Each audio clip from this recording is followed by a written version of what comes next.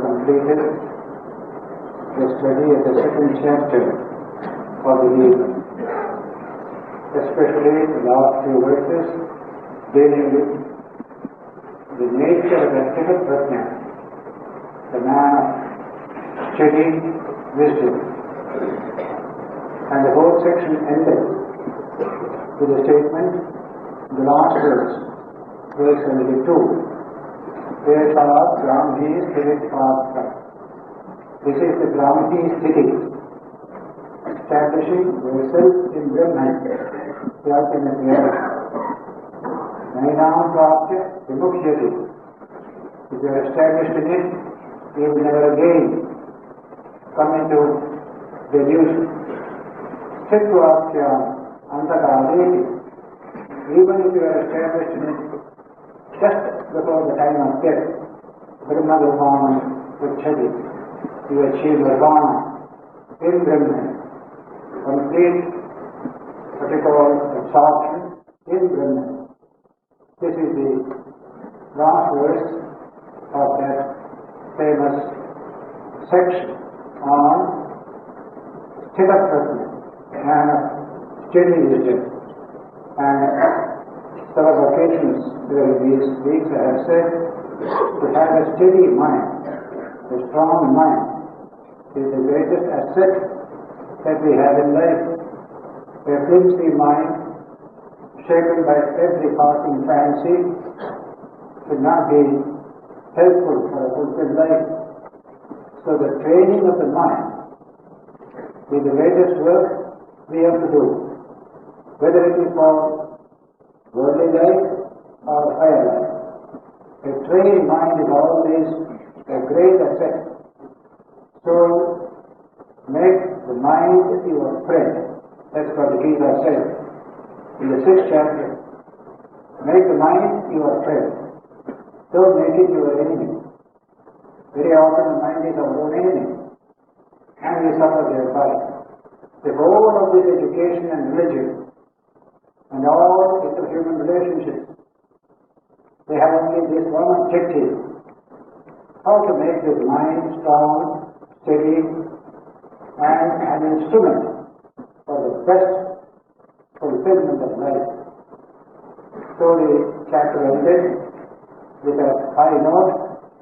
This is a state to be realized here and now, not in some faraway heaven.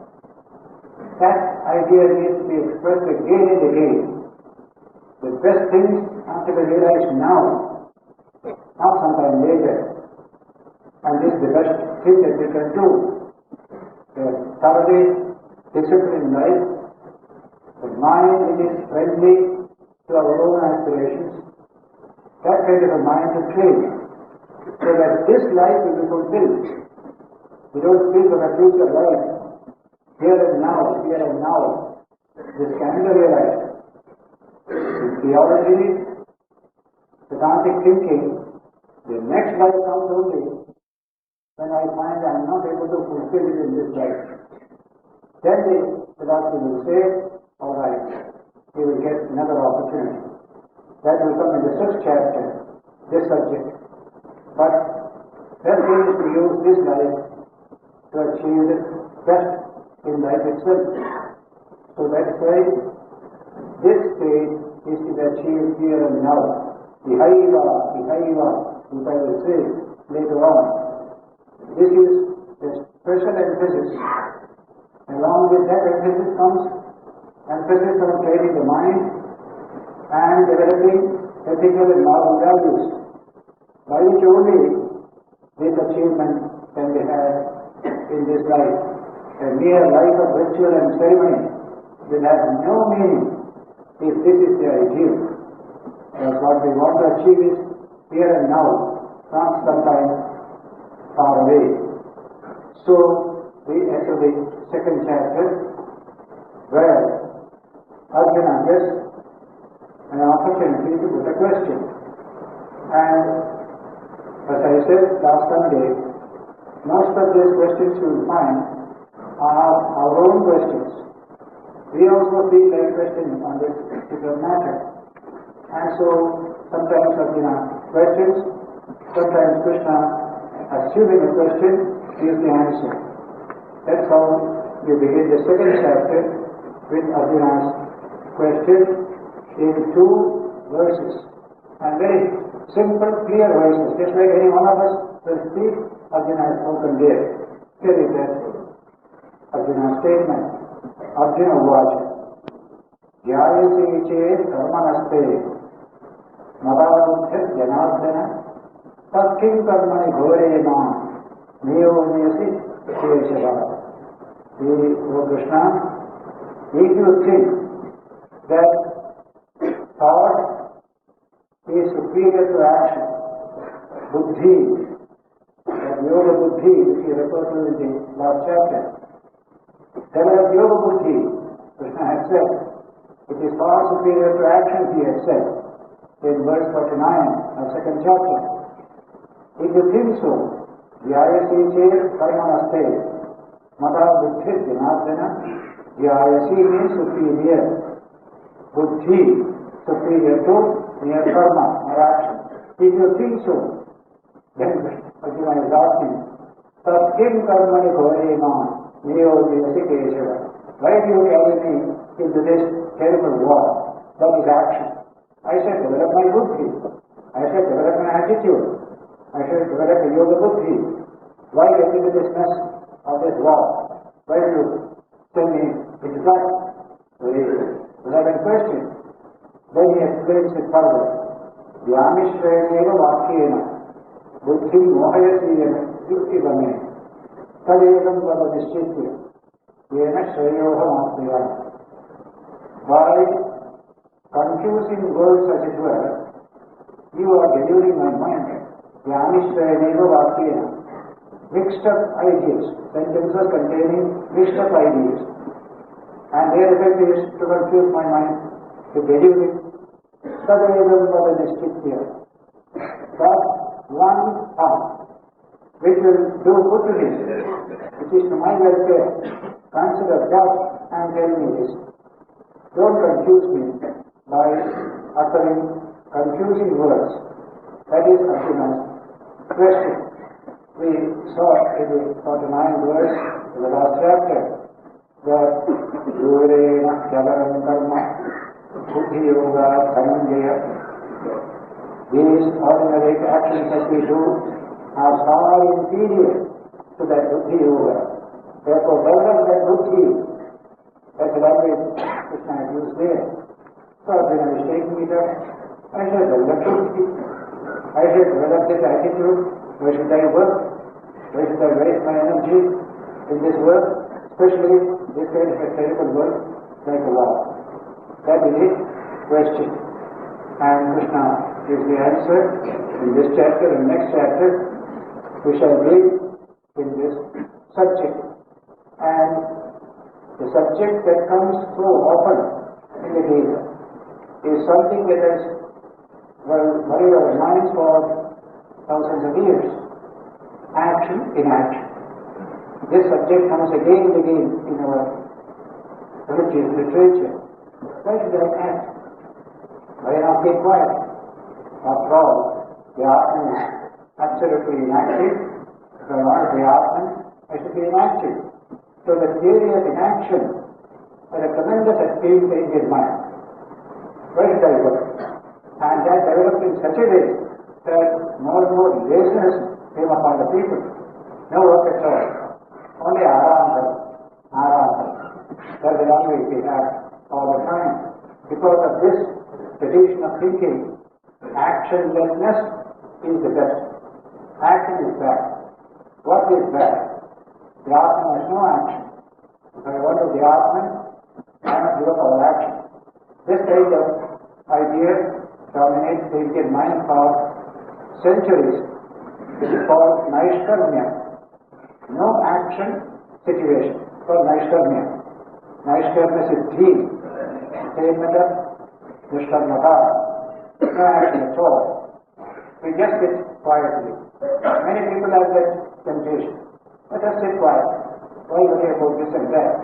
Let us go in the nation without understanding the truth of it. So Krishna comes and takes up this subject of action versus inaction. What does it mean? This profound study, you find it exactly in the same lines in the Taoist philosophy of China. Action and inaction. Inaction is highly praised here, but not in the sense in which we understand it, sitting lazy somewhere. It is the highest development of man. Action becomes inaction. That comes in the Gita in the 4th chapter, a very remarkable verse. So in this chapter, Krishna is dealing with the subject of action and inaction.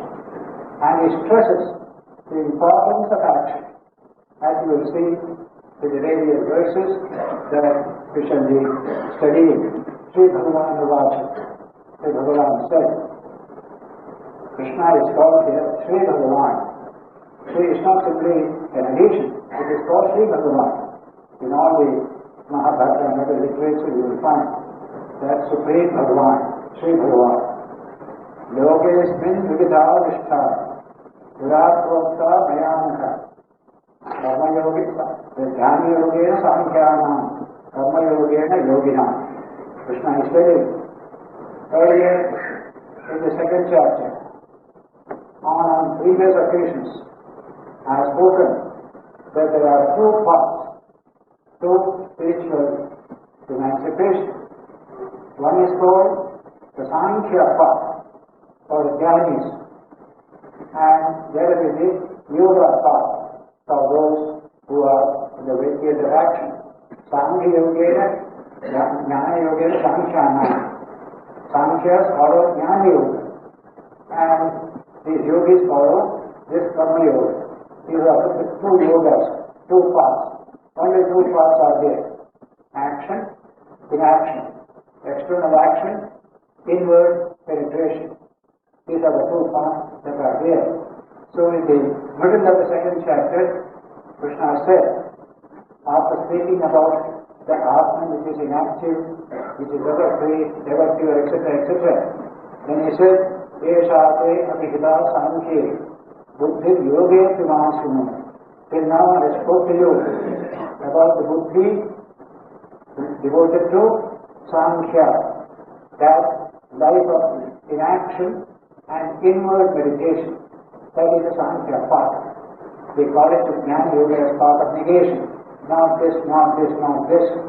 You have to leave all these related things. Achieve the absolute. That path is the path of negation. Via negativa, in Western mystical theology, they call it the path of negation.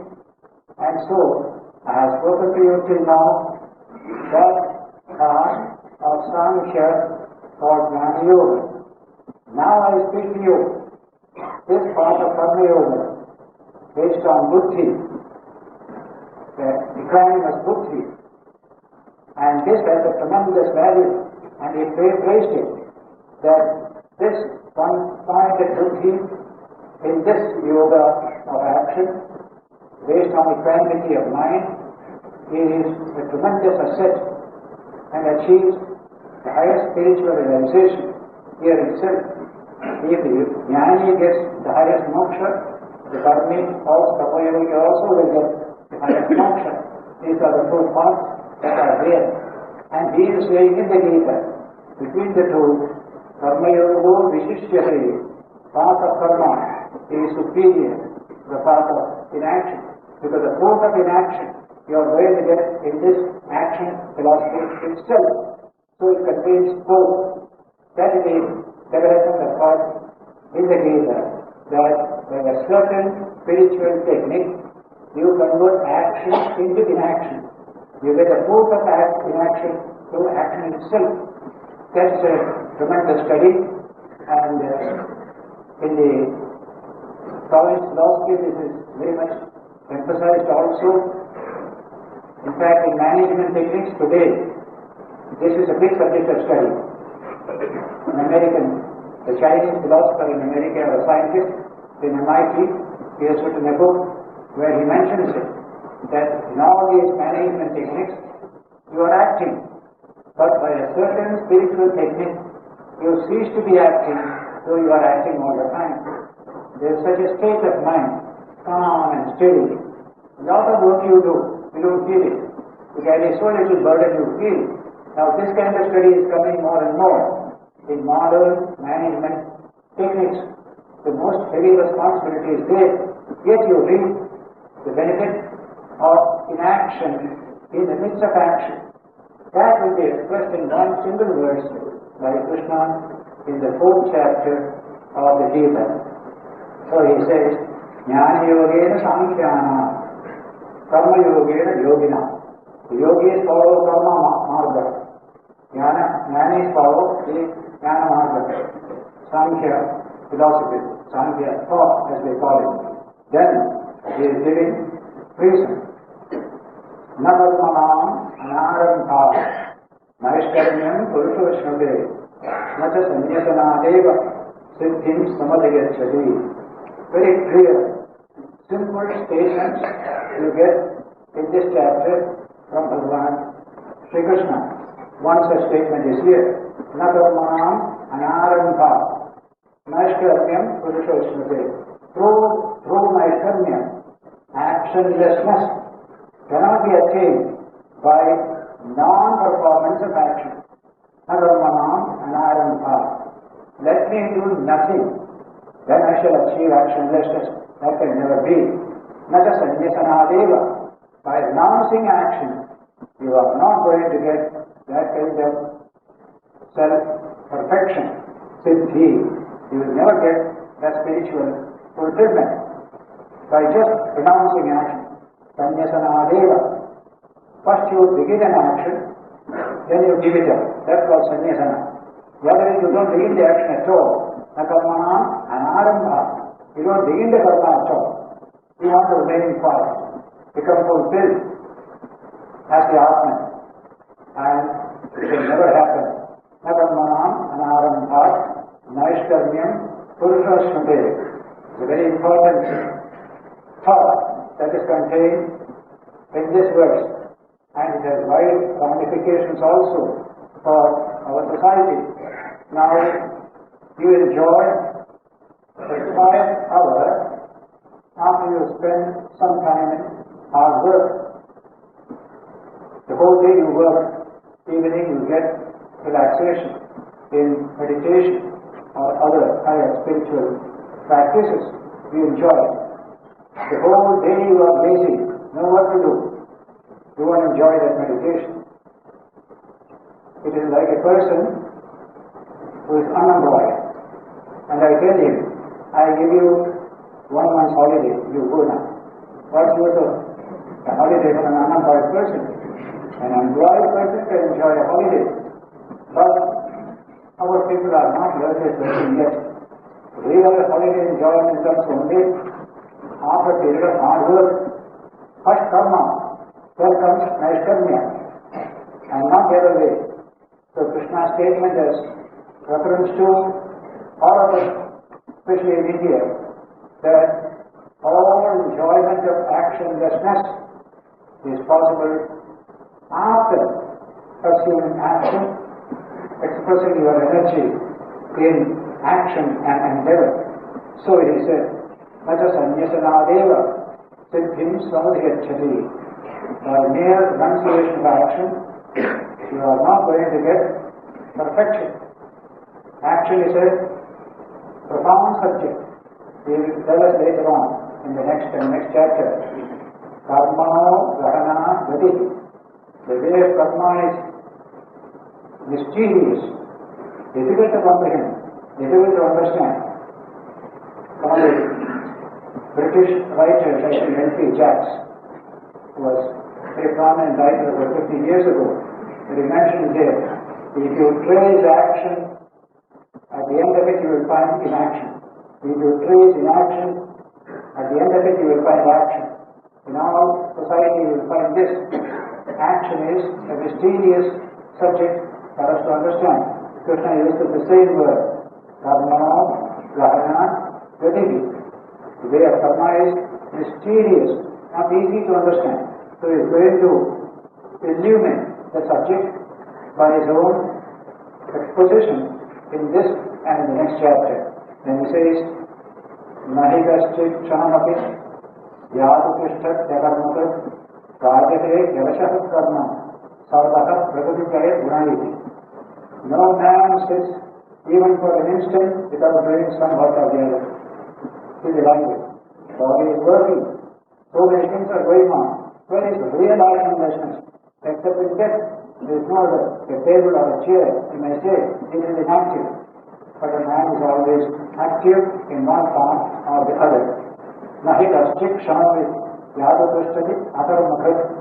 Non-doing action, nobody remains like that even for a moment. So, Kayate Yavashaha Karma, impelled by the nature within us, we engage in some action or the other. This is the way of human life. Something pushes us out into action. That is our own nature within. That nature finds expression in making us do this work, that work, something or the other. So, this is the first lesson we must understand. If I go from Hyderabad and go to Kashmir for a holiday, there also I am active. But a different type of action. That's all. Action is still there. In holiday also there is action. But not the particular type of action I was doing. Repetitive action. That's all. All holiday is only repetitive action. Repetitive situation. That's all. Karate Yavashaha Karma. Avashaha. In spite of yourself, you will be doing something or the other. Rajasit nature, tamasic nature, sattvic nature, that is there within us. These nature impels us to do some work or the other. This is how we are told we cannot escape action. If that is so, how shall I do? How shall I perform action? The next verse, therefore, is very important. 6th verse in the 3rd chapter. A profound philosophy of action is communicated in that 6th verse. Karmendriyani samjanya.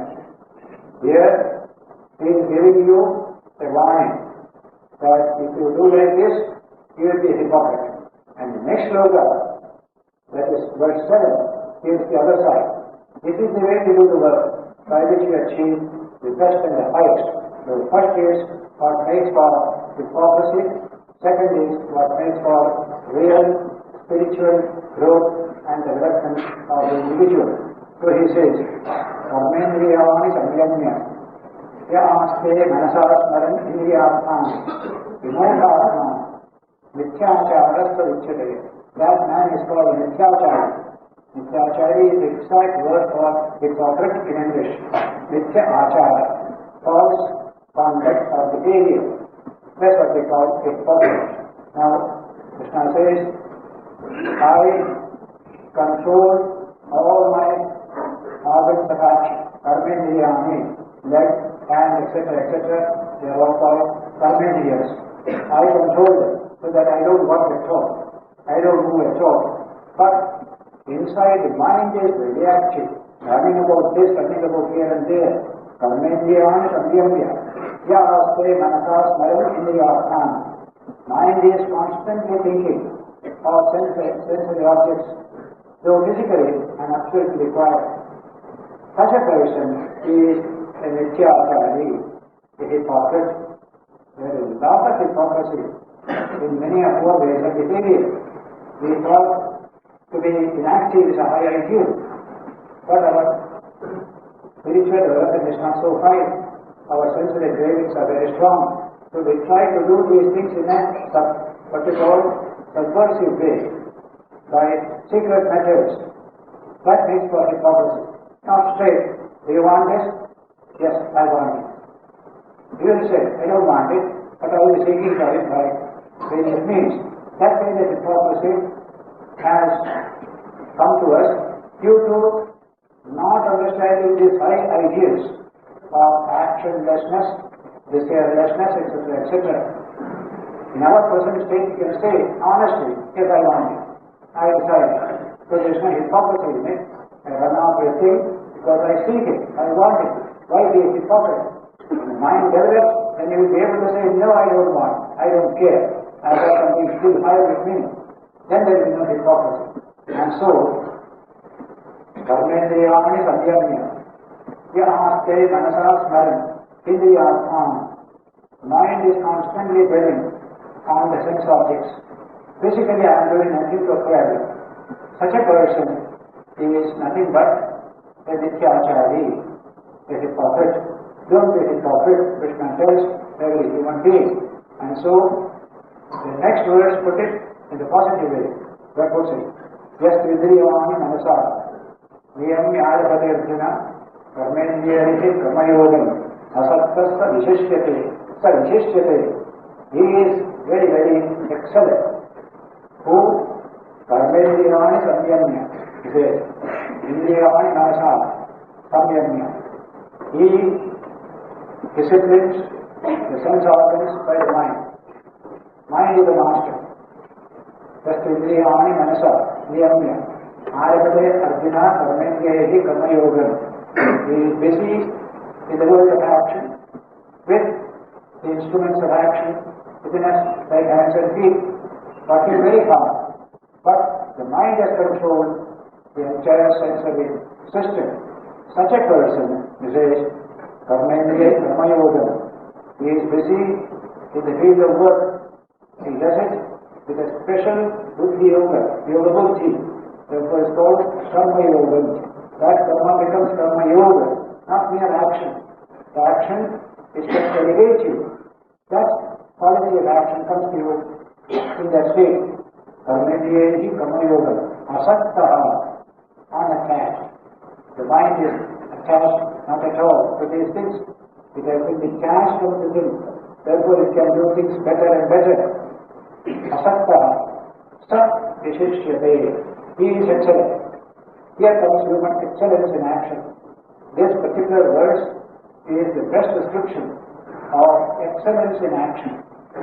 Yasvindriyani manasa niyamya arabhate arjuna niyamya, disciplining indriyani, sense organs, manasa, by the mind. Arabhate arjuna karmayoga. You do work with that attitude. Such a person is a karma yogi and he is most excellent. Vishishyate. That is the training we have to give to the mind. A sense of masterliness you can see there. The work that you do, you are not lost in the work. You are always free. Work with freedom. That's the idea. And then as repeatedly said, work freely. Give freely. Whatever you do, the people treat it free. Not with a sense of what you call a confused attitude, very, very limited mind, That's not correct. So there is a sense of freedom in what you do, in how you love people, how you deal with people. Be free, be free, be free. That comes only by disciplining this mind. Then only you have the best of life. So, Karmendriyahi Karmayoga. Asakta sa Vishishyate. He is excellent. The English word is best human excellence you find in this particular attitude. Then he gives the advice to all of us. Niyavam Guru Karmatvam. Whatever actions are to be done, do them well. Niyam means what is to be done. Suppose you are working in an office, you have got certain responsibilities, discharge them properly. Niyavam Guru Karmatvam. Let not anybody come to supervise or do this and that. You have got self-respect enough. What's given to me, I will do to my best ability. That attitude is a tremendous attitude. Free people's attitude. The other is a slave attitude. Somebody must be there with a stick to see that you do your work properly. That is a wrong attitude. So, Niyam Guru Karmatvam. Whatever is portioned to you as your duty, do it carefully, do it well. Karma Jyayo Kavarma. Karma is superior to akarma. Action is superior to inaction. Inaction here becomes mere laziness, self-centered laziness. Sharira Yaprapikate. Naprasiddhe Akarmana. If you are inactive, even taking care of the body will not be possible for you to do. You have to do something for the maintenance of this body. Sharira Yatra. Jivan Yatra, Sharira Yatra, these are the words used here. to carry on this body as a living entity, you need to do some work. If you say, I will be absolutely inactive, even that won't be possible. So the stress is on action, action, action. But with that yoga buddhi, which was described in the second chapter, Sharire Atmavite Naprasiddhe Akarmanaha. So, the idea of getting anything by not doing work is a peculiar attitude. Waiting for some magic to happen, some miracle to happen. No miracle is going to happen. The only miracle will be left behind. That's all. Sanskrit words, traditional verse says, Udyoginam Pururasimham Pariti Lakshmi Devena Diyanati Samapurusha Vadanti Devam Nihatya Guru Paurusham Apashaktiya Yajnekate Mahisiddhyati Kota Dosha. The sloka says, Lakshmi, or fortune, comes to that lion among men who is active, who is industrious. Udyoginam is industrious. Puruna Simha, that lion among men, Upayite Lakshmi. Lakshmi runs towards such a person to bless him. Devena Diyanati Kapurusha Vadanti. The so-called lower level human beings. Kapurusha is a particular expression non-human human beings.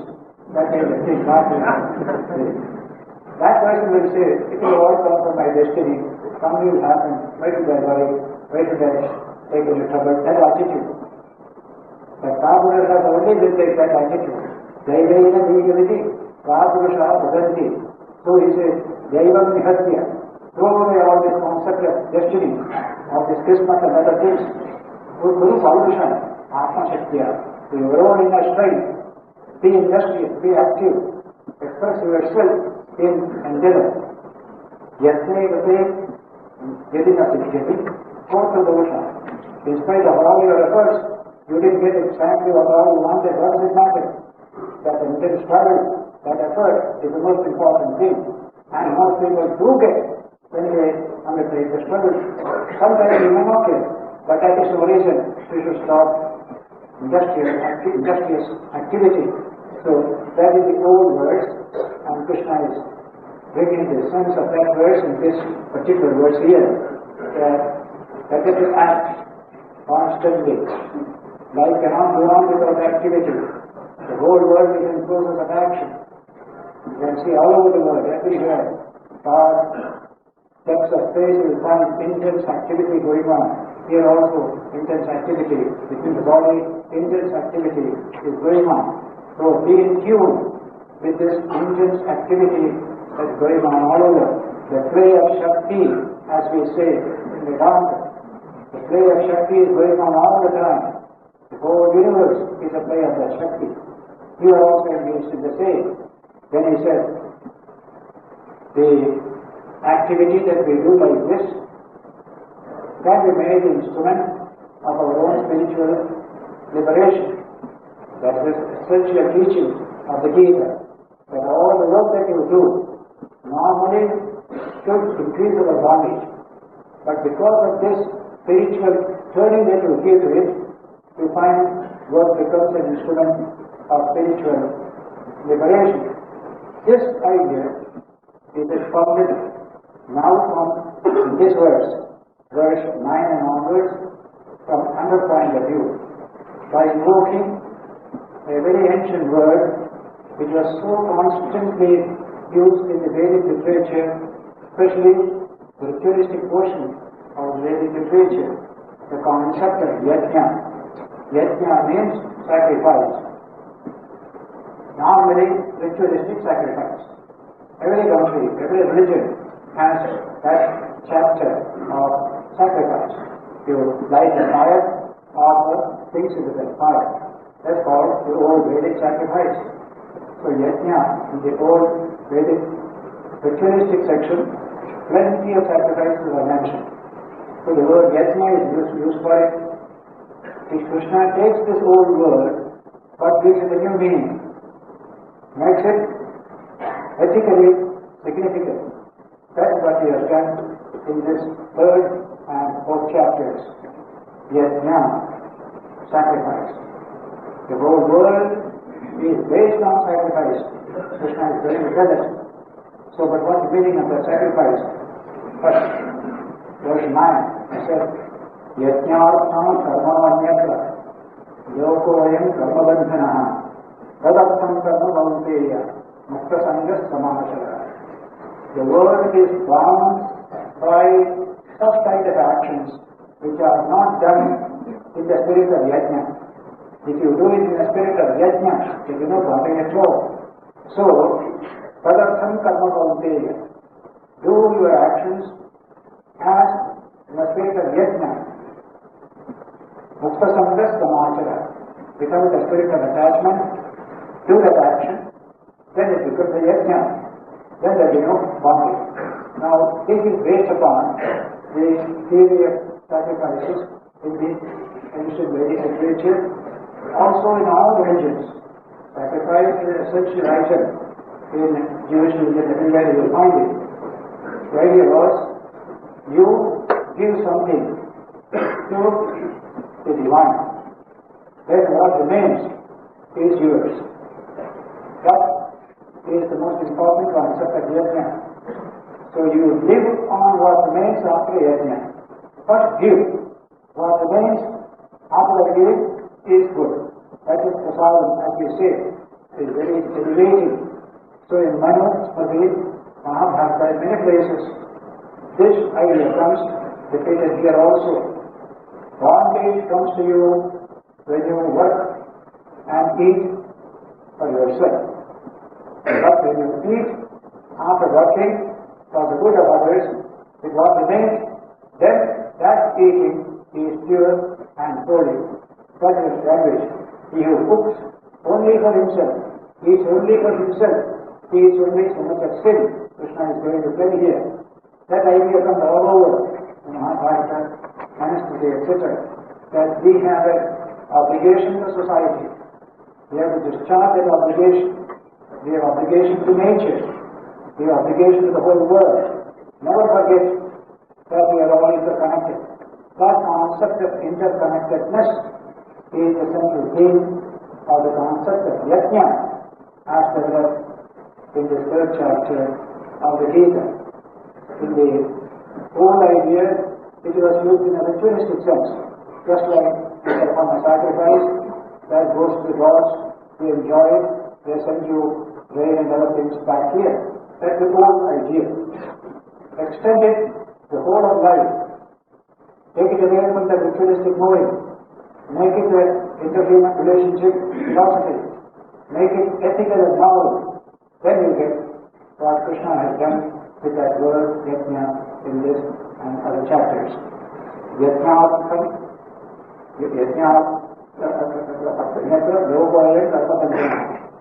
when you don't do your work in the spirit of yajna, then you get bondage. That's a simple teaching. Just like a selfish man, whatever work he is only for himself, naturally, it is absolute bondage. His life becomes contracted to a point, can't expand, simply understanding. So, any action done without the spirit of yajna inspiring it makes for bondage. Therefore, try to do action in a spirit of yajna or sacrifice, mukta sangha, because giving up attachment. Then only that becomes a yajna, that becomes a source of freedom for man.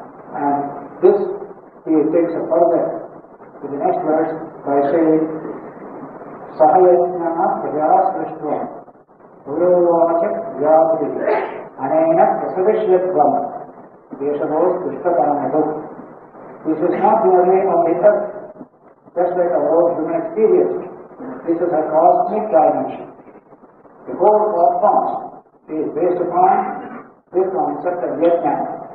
That is a wonderful development of thought we will find in Vedanta as well as in the Gita. That everywhere there is give and take going on. Before taking, give, then you get the best. There is a unity in this universe. everything is related to everything else. Nothing is unrelated. It is a wonderful idea in modern physics also that any event taking place in any part of the world affects the whole world. Maybe very small, but it is there. Interconnectedness. This is much more founded in modern biology. The tremendous connection between one and the other of living beings is very much emphasized in biology. When Darwin went on his various journeys to study nature, he discovered this interconnectedness of things. Some examples are given in scientific books. So, say for example, a bird flies, goes far away. You catch that bird, examine its legs, there is a little mud on that leg. In the mud you will find some seeds of some plants. That mud and those seeds fall there and plants come up there. Bird doesn't know it. A bird is an instrument for this great concept of interconnectedness of things in nature. Similarly, you destroy a species, you destroy thereby agriculture itself. Just like the example taken in biology is that under earthworm, it does immense good to them for nourishing it and improving its fertility. But we do not know, we kill away these insects, these earthworms. Entirely wrong. Today scientists will tell you they are doing immense work. So in our ignorance and selfishness, we kill away things and we suffer later on. Others also suffer. You break the ecological balance of the world. That whole concept, which today is developing as ecology, is what Krishna refers to here as yajna, which is behind the cosmos. That supreme Prajapati, the projector of the universe, he just projected this universe first, and then, in order to maintain this universe, he projected also this value called yajna, sahayajna, Prajapati.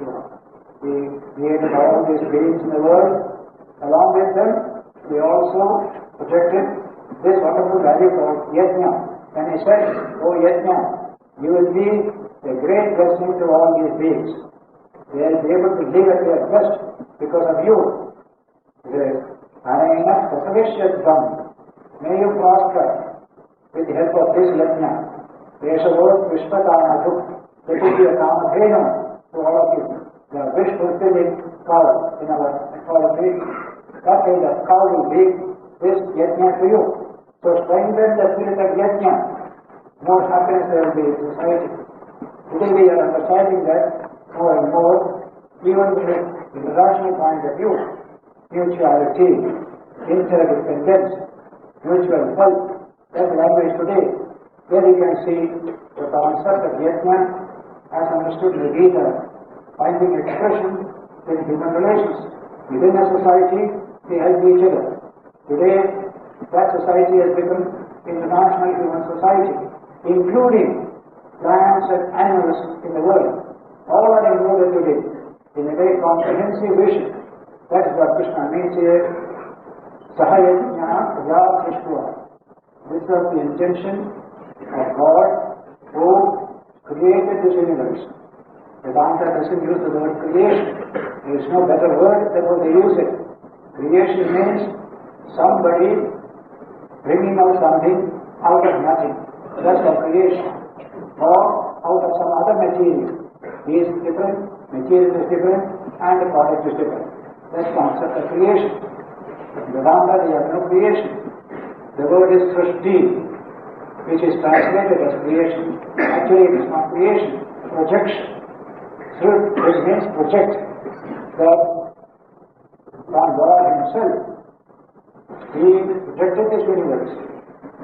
First of space and time, then on the various starry heavens and human beings, other and the creatures, all. Everything has come from that one. And into that one, the whole world will go eventually. That's the concept of creation and Vedanta. And so, when that Prajapati, the Lord of all creatures, projected this universe of beings, he also projected this yajna, concept of yajna, the value of yajna, saha yajna, prajas krishna. Prajas plus yajna, he projected. Because I sent out people in the world. What value will maintain them properly, make them happy, make them fulfilled. That is this value of yajna. Let me put that also in this cosmos.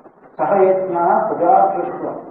Puravayantar Prajapati. And Prajapati told all these people who were sent out at that time in the world, Anena Prathavishyatvam. May you be nourished by this value called Yajna. Eshavot Krishna Kamadhu. This will be to all of you a Kamadhenu, a wish fulfilling cow. Anytime you can get milk, any quantity you can get, that's a mythical cow. So that word is used here. This yajna will be your Kamadhenu in this world. And you can see their society is strong, people are progressive, to the extent the yajna principle inspires the people in that society. Take away the yajna principle, the idea of giving and also taking in a mutual way, then society goes down. It becomes weaker and weaker. Our own history is full of examples of this violation of this truth, and so this yajna principle must be strengthened. And he gives other ideas about this yajna, all based upon the ritualistic concepts in the Ramakrishna of the Vedas, but given an orientation, moral, ethical and human by Sri Krishna in this chapter. Many other old concepts are taken by Krishna and given a new orientation towards ethical and moral fulfillment of human life through his own philosophy. This is one such. Devan Bhavayakarmena. He Deva Bhavayantuvaha. Parasparam Bhavayanta. Shreyaskaram Vapsyatana. That's a beautiful line. We have the concept of Devas. Now, these Devas are natural forces around us. There is so much of interconnection between these natural forces and human life. So we have fire, for example, is a natural force, air, and similarly rain, cloud, all these are natural forces. In the earlier Veda, we personified them and called them Indra, Varuna, these various names were given. Thus, we found that there is a relationship between the environment and the human being here. That environment is not only immediately nearby, even far away. Just like today we are seeing that the ionosphere is getting weakened because of our misconduct here. The far away is ionosphere, but our conduct here affecting ionosphere. And if that is affected, we will be in great trouble. All the what we call strong forces from the solar system will come and destroy life here. Now, in this way, we have a concept of nature around us and man, both are interconnected. The interconnectedness of nature and man is an important theme in the Vedic thinking. So the word Deva is used in that sense. Today, several people use the word Deva in the Western countries, dealing with plants. There is a Deva behind a plant. Not in the sense in which a primitive man thought about it, but in a very scientific way. There is some energy power working there. You must take care of it in that way. So the word Deva is used. The Sacred Life of Plants, there is a book written in America. There you will find the word Deva used again and again, dealing with nature around us. Devan Aveta Anena. This yajna will help you through the Devas. You also help the Devas from your side. Then he says, Parasparam Bhavayanta. Nourish each other. Mutual nourishment. All will rise to the highest level. Shreyaskaram Vapsyatana. Mutuality, interdependence is a way for progress. Not by isolation, not by confrontation, not by violence, We violate nature and we become violated by violated nature. This should not happen. So this whole message and today's message of international understanding, international cooperation, similarly, man-nature cooperation. Nature is not something to be destroyed. Nature can be used, but it must be replenished also. If you don't replenish, you will be in trouble. And today the whole world is conscious of this problem. It is in that context we have to see this exposition of Krishna in the third chapter of the Gita. From the Vedic context, he takes ideas, but he gives his own philosophy to expound them, and they become perfectly human, of most intense value to all of us here. So this language, Parasparam Bhavayanta, Shreyakaram, Avapchita, help each other, then both of you will progress. Go on helping with each other, both will perish.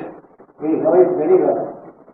Now, in one particular field you can see this truth is being recaptured by a group of people. In America we have Women's Liberation Movement. About 20 years ago, started in a big way. You don't want to be a slave of man.